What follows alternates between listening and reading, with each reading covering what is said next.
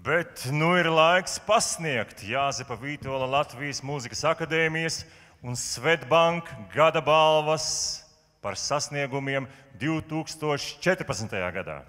Tāpēc aicinām atkal uz skatuves rektoru Arti Sīmani un Swedbank valdes locekli Anasi Grasmani.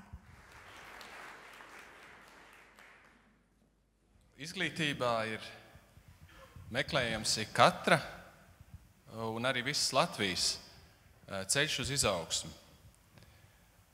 Tāpēc šovakar Swedbank arī izmantos izdevību godināt mūsu labākos, tie, kuri kaldina un nes šo izaugsmes stāstu arī tālāk.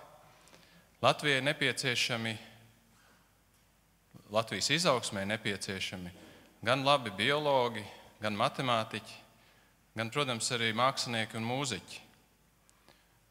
Un jebkura studenta iedvesmas avots ir labs skolotājs. Labs skolotājs vai labs pasniedzējs, kā nu kurā mācību iestādē, bet tas dod pamatu gan viņa paša izaugsmei, gan arī mūsu kopējiem izaugsmes panākumiem, ar ko mēs tik ļoti lepojamies.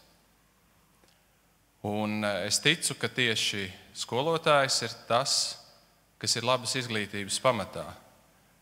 Tas, cik skolotājs būs iedvesmojošs, cik mūsu visi skolotāji būs iedvesmojoši, zinoši un radoši, noteiks mūsu izglītības kvalitāti kopumā. Paldies esošajiem mācību spēkiem un tiešām priecājos godināt šī gada labākos.